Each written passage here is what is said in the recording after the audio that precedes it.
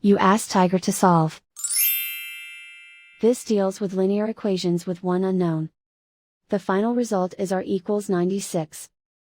Let's solve it step by step. Group all constants on the right side of the equation. Add 4 to both sides. Simplify the arithmetic.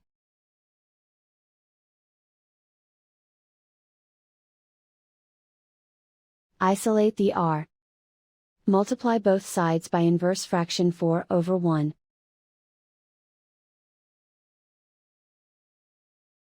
Group like terms.